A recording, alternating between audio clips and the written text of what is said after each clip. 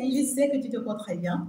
Nous voici, nous voilà. Aujourd'hui, nous allons aborder quelque chose de spécial, la spiritualité. Alors, il y a beaucoup de personnes qui se demandent comment est-ce qu'il faut être spirituel. Alors, aujourd'hui, j'ai envie de te parler un tout petit peu de ce que ça veut dire, de ce que ça sert. Alors, il y a quelque chose que tu dois savoir. La spiritualité est totalement différente de la chrétienté. Alors, je peux te dire, de la chrétienté sans la spiritualité. Et quand tu analyses très bien, tu vas constater que la majorité de ceux qui deviennent spirituels sont ceux qui viennent d'une église, sont ceux qui ont été en fait dans une église, ou bien sont ceux qui sont quand même chrétiens, d'accord? La majorité.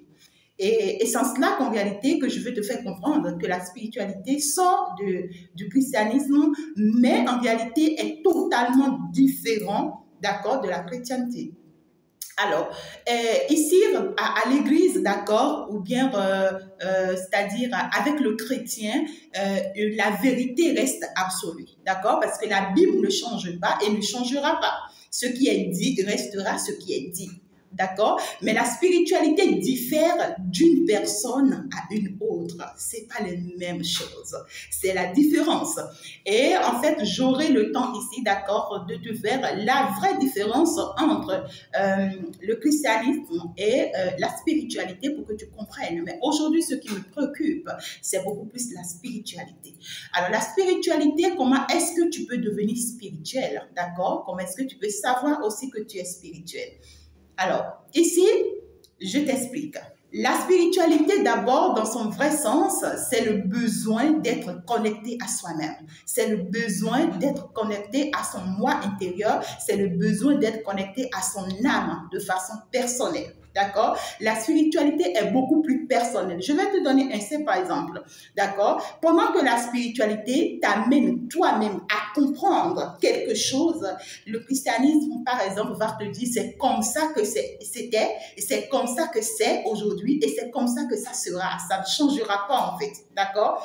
Alors, à partir du moment où tu vas te connecter à toi-même, à partir du moment où tu es plus connecté à ton âme, c'est en réalité à partir de ce moment où tu deviens toi-même. Tu deviens indépendant. Tu ne veux plus forcément attendre des autres. Tu ne veux plus forcément avoir peur de quoi que ce soit. C'est à partir du moment où tu prends ton pouvoir en réalité. Et c'est à partir du moment où tu es plus sûr de toi-même, de tout ce que tu fais ou de tout ce que tu as envie de faire. Je vais t'expliquer. Quand tu commences par être connecté à ton intuition, c'est-à-dire à ton moi intérieur, à partir de ce moment, tu commences par plus t'écouter. Tu commences par plus aller voir en toi-même. Tu commences par plus aller comprendre en toi-même. À partir de ce moment, tu deviens spirituel. Alors, qu'est-ce que ça veut dire concrètement? Je veux te dire ici, tout simplement qu'en réalité, quand tu commences par traverser une situation, à un moment T de ta vie, tu commences par traverser une situation. Et dans cette situation, tu vas aller voir n'importe qui de gauche à droite, mais tu vois quand même que la situation s'amplifie. La situation se multiplie, c'est-à-dire que ça s'aggrave, ça devient plus compliqué. Alors, lorsque tu choisis, un moment où tu commences par être avec toi-même, d'accord? Où tu choisis d'aller te faire former, d'aller te faire suivre par une psychologue ou bien par une psychothérapeute ou bien par une personne médium ou bien par une personne spirituelle. C'est tout un cheminement, d'accord? Donc, du coup, ce cheminement se fait au moins pendant 6 mois, minimum pendant 6 mois. Et si tu es intéressé, n'hésite pas à aller t'inscrire dans ma description. Tu as toutes mes coordonnées. Tu t'inscris et nous commençons le cheminement si tu as envie de devenir spirituel. Si tu as envie d'être spirituel, d'accord? N'hésite pas. C'est tout un processus, c'est tout un cheminement et c'est tout un changement de vie en réalité. Alors, je te dis changement de vie en ce thème où en réalité, tu changes tout ton système. C'est quelque chose qui t'amène à changer tout ton système. Parce que ici, tu vas te rendre compte qu'en réalité, tu étais dans un monde qui était beaucoup plus fermé, c'est-à-dire où tu tu ne faisais que faire ce que les autres avaient envie que tu fasses, mais la spiritualité t'amène à faire ce que toi-même tu as envie de faire et de le faire bien, et ça sera toujours juste aux yeux des autres. Peut-être dès le début, quand tu vas le commencer, on te verra toujours comme un fou, comme une folle, comme quelqu'un qui déraisonne, quelqu'un qui ne prend pas sur le bon chemin, quelqu'un qui n'est pas peut-être sur le bon chemin, mais à partir du moment où ça commence pas à s'imposer, d'accord, c'est à partir de ce moment que tu vois la différence. Je veux te dire une chose, en fait, la spiritualité est beaucoup plus unie avec le Saint-Esprit. C'est-à-dire, il y a des choses que je vais vous développer, chacun. On va aller, je vais revenir sur l'ésotérisme également, je vais revenir sur l'occultisme également, je vais revenir sur plein de choses, d'accord, pour que vous compreniez, parce que là, je risque d'aller faire une longue vidéo. Alors, le Saint-Esprit, en réalité, c'est une personne. Je peux te le dire, c'est une personne, c'est un être comme toi, parce qu'il n'y a qu'un être humain qui peut t'offrir des cadeaux. Le Saint-Esprit offre des choses. Le Saint-Esprit te donne des choses. Quand tu arrives à un niveau spirituel avec le Saint-Esprit, écoute, tu vas lui demander des choses, il va te les offrir. Il va te les donner. Je te dis, il t'offre des cadeaux. Et tu vas te demander, mais comment est-ce qu'il fait en réalité? Le Saint-Esprit n'est pas qu'un esprit. Il n'est pas que quelque chose en fait. À partir du moment où tu le prends comme une personne qui est avec toi, eh bien ici, il te rend et puis il te comble. Tu ne peux pas comprendre. Alors, quand le Saint-Esprit est en toi, tu apprends à l'écouter. Tu apprends à faire ce qu'il te demande de faire, tu apprends à suivre son cheminement, alors tu es comblé.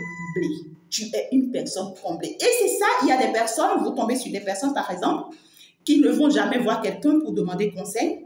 Ils ont toujours des problèmes, mais vous ne savez pas comment est-ce qu'ils s'organisent, comment est-ce qu'ils s'en sortent. Mais tu vois que là, sa vie change quand même. Les choses s'améliorent, mais cette personne n'a jamais d'amis. Cette personne n'a pas de vie forcément stable.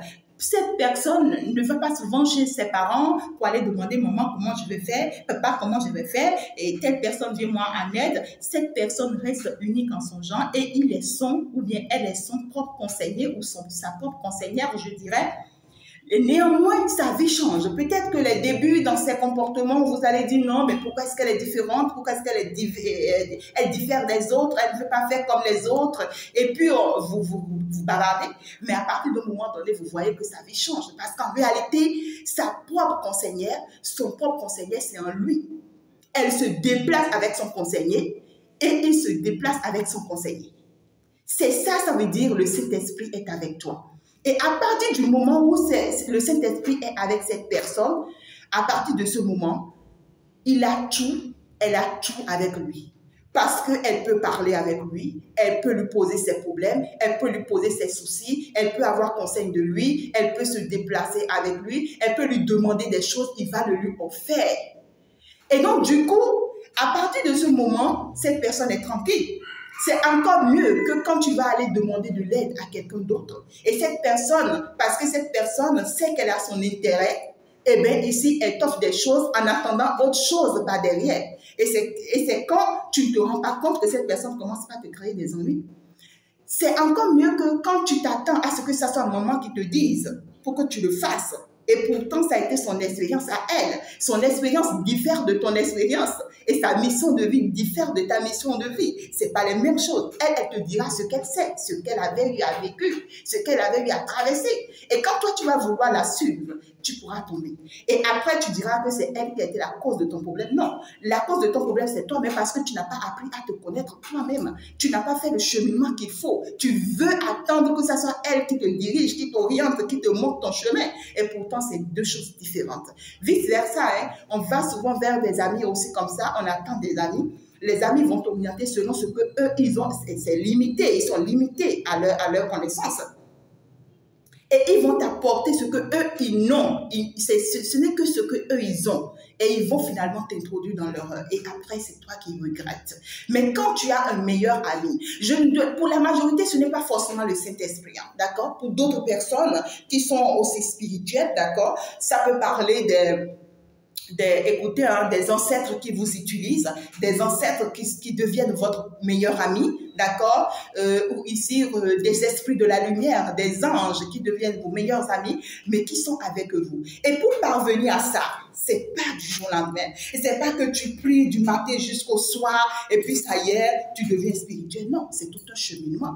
Et quand même, même dans la Bible, la parole a dit, si tu veux me suivre, tu dois porter ta croix. C'est-à-dire que c'est tout un cheminement d'aller abandonner pas mal de choses. Et à partir du moment où tu n'acceptes pas abandonner toutes ces choses, tu vas continuer de traverser toutes ces situations. D'accord? Pour d'autres personnes, ce n'est pas forcément abandonner quelqu'un, mais abandonner certaines attitudes, certains comportements. C'est une traversée obligatoire. Et donc, c'est une manière de te dire que la spiritualité, c'est d'être avec soi-même, c'est d'être connecté à soi-même, c'est d'apprendre à s'écouter soi-même, c'est de se faire confiance à soi-même, c'est attendre que ta femme te dise que oui, tu peux, que ton homme te dise que oui, tu peux, que tes parents ou bien ta famille te disent que oui, tu peux. Non, quand tu te lèves, tu sais que je peux et je vais le faire. Et cette conviction, il n'y a que le Saint-Esprit ou bien il n'y a que l'Esprit qui t'accompagne, d'accord, qui peut t'aider à pouvoir l'avoir. Vous allez voir, il y a des pasteurs, par exemple, qui opèrent des miracles pas possibles. Des miracles pas possibles. Le pasteur, si tu vas te demander, mais d'où est-ce qu'il sort ce pouvoir? Mais d'où est-ce qu'il a ce pouvoir? Et la majorité, vous allez voir, il y a des pasteurs qui parlent, ils vont dire, mon pouvoir c'est en moi. Il y a la majorité des pasteurs, quand ils parlent, ils vont vous dire, qui opèrent de vrais miracles, hein, ils vont vous dire, mon pouvoir c'est en moi, ma puissance c'est en moi, personne ne peut me le prendre. Eh bien c'est oui. C'est en lui, tu ne peux pas le lui prendre parce que lui seul sait par qui il est dirigé et quelle confiance il fait en cette personne qui est en lui, avec qui il est tout le temps, il dort tout le temps, il marche tout le temps. Alors, c'est une manière de vous dire qu'en réalité, la meilleure version de toi, c'est toi-même. La meilleure personne de toi, c'est toi-même. À partir du moment où tu deviens spirituel et que tu es connecté à toi-même, tu es toi-même. À partir de ce moment, c'est fini, ta vie est libérée. À partir de ce moment, tu as le droit sur tout. Tu as tout pouvoir. Tu peux faire tout ce que tu as envie de faire. Hein? Parfois même, je vais faire des directs où on se demande, mais cette petite fille, elle n'est pas folle par hasard. Elle compte sur quoi? Mais je compte sur moi-même. Je compte sur ce qui est en moi en réalité. D'accord? Donc, pour y arriver, les amours, il faut un cheminement.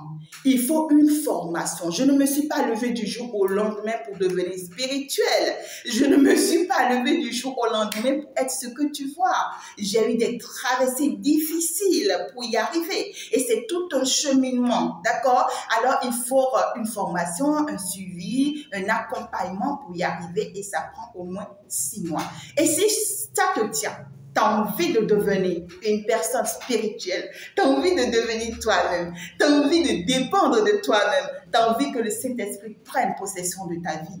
Ou je ne sais pas, moi je vais juste te faire le cheminement, ça dépendra d'accord de l'esprit qui doit régner avec toi ou bien qui règne déjà avec toi. On va aller l'activer, d'accord, pour permettre à ce que toi tu puisses prendre ton envol, d'accord. Donc du coup, si tu es intéressé, n'hésite pas à vraiment me contacter pour t'inscrire pour la formation, pour le suivi, pour l'accompagnement. Ça va t'apporter énormément. Alors mes amours, si entre-temps vous avez une question et peut-être je n'ai pas pu répondre à cette question, n'hésitez pas à me laisser la question dans les commentaires. Je vais vous répondre très certainement. La prochaine fois, nous allons aborder d'autres sujets qui vont vraiment vous plaire. Je pense que la prochaine fois, ça sera la différence entre le christianisme et la spiritualité. Parce que là, ça dérange beaucoup de personnes. Beaucoup de personnes n'arrivent vraiment pas à comprendre et puis on mélange les choses.